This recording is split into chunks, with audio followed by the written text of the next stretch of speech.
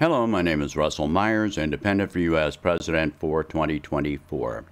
So, last night, Biden gave the State of the Union address. I'm going to tell you right now, I didn't watch it. And from the reviews and summaries that I have seen this morning, I didn't miss anything at all that I was not expecting. It wound up being nothing but warmongering and false claims that the economy is doing better and divisive partisan statements, attacks on the GOP for various things, calling for a ban on assault weapons.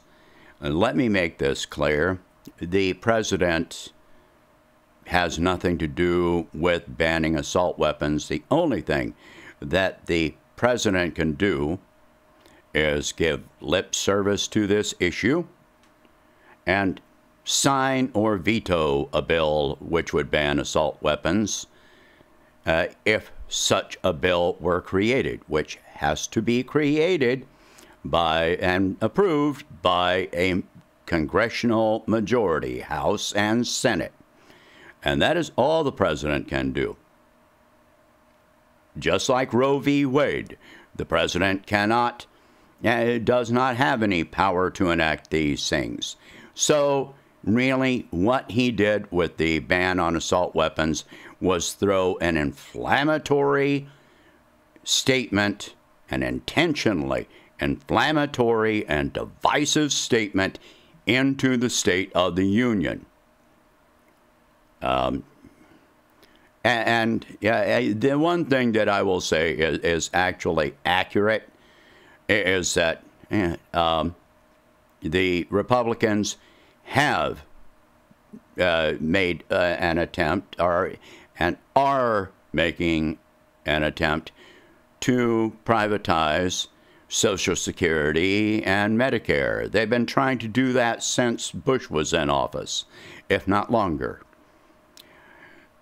As far as the economy doing better, 41% of Americans polled have reported that they are doing worse today than they were 2 years ago. 2 years ago being 2020. We know what happened in 2020.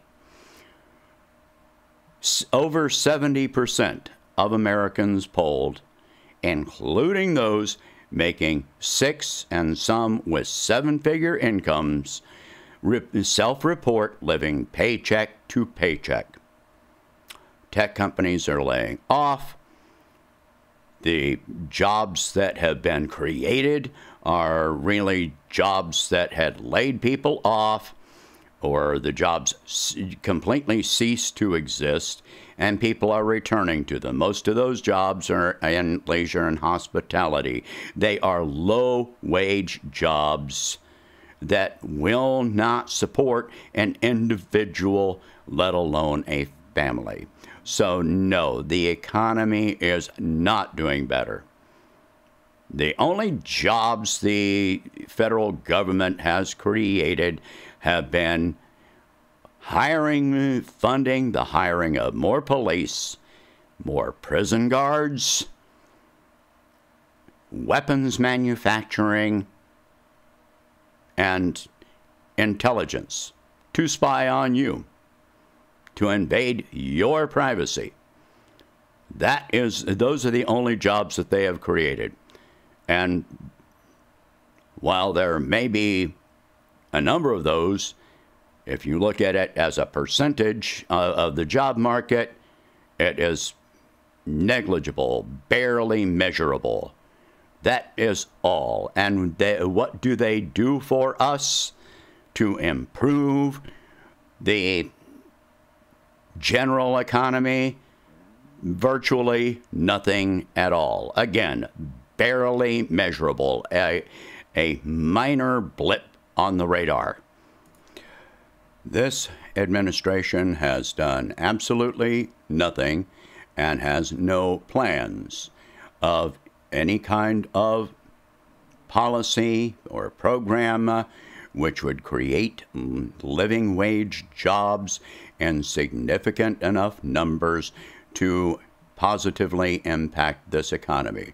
He has left this completely in the hands of corporations that are laying people off, paying low wages, while buying back their own stock to inflate the price artificially. Which used to be illegal, by the way, until Reagan came along. It used to be illegal for companies to buy back their own stock, to manipulate the stock price. Did you know that that used to be illegal? Yes, it was. I have made the statement before that the stock market itself should be dismantled as it is, and all stocks should be converted to bonds. Nobody should be able to buy stock in a corporation and be paid in perpetuity, as opposed to a bond, which is a loan, which has a set value and pays out one time. That alone would stabilize the economy. Every economic crash in U.S. history for the last 150 years has been caused by stock speculation. Warfare. Biden has taken us to the edge of war with two nuclear powers, Russia and China. Make no mistake, we are directly at war with Russia right this minute. My ideas on this, on foreign policy, are to use diplomacy first and foremost to avoid and restrict warfare. No weapons should be given or sold to any country that is involved in an active conflict unless they are actively involved in peace negotiations to end that conflict. And that includes civil wars. We should be providing humanitarian aid and acting as mediators for peace negotiations, which would avoid the $800+ billion defense budget and taking that money away from social support programs which actually help the economy. The United States does not have any business in Ukraine, Taiwan, Syria, Iraq, Yemen, Somalia, or any of the other countries in which we have an active role in those conflicts. The deaths of millions, mass migrations which are crushing Europe,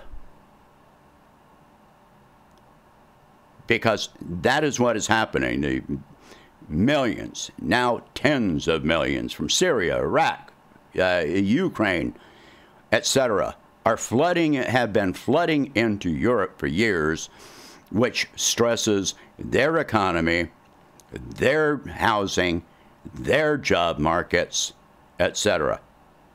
And this is intentional, of course.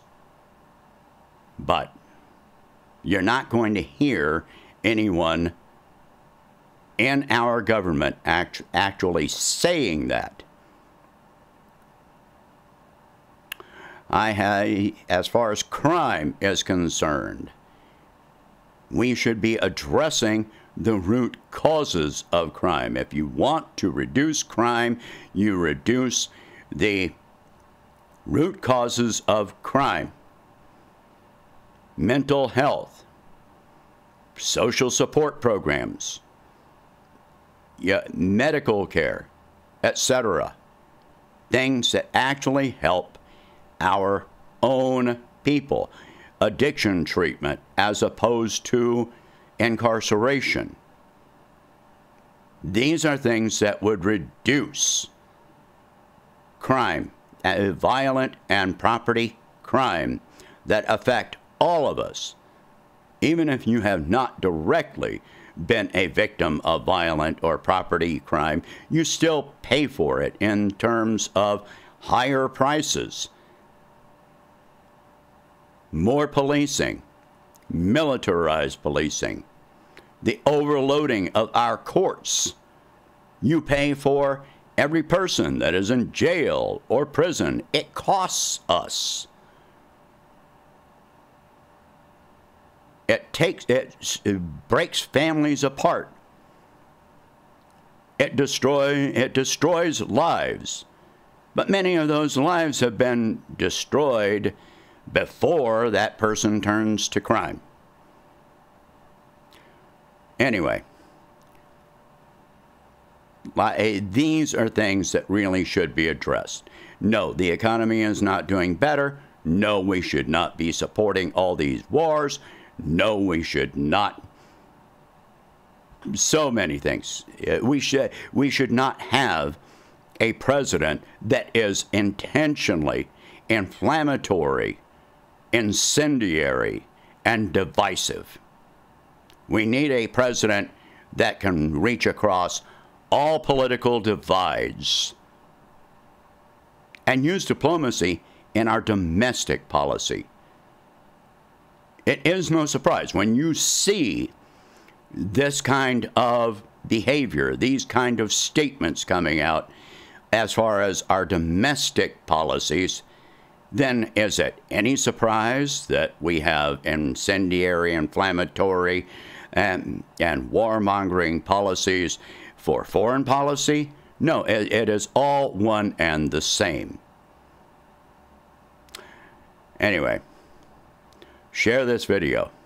Talk about these subjects. Support my campaign, please, in any way that you can. It does help if you just share my messages. It helps a lot because this is a grassroots campaign. I don't have $1 billion from corporations and military contractors to fund my campaign, and if they offered, I would reject it.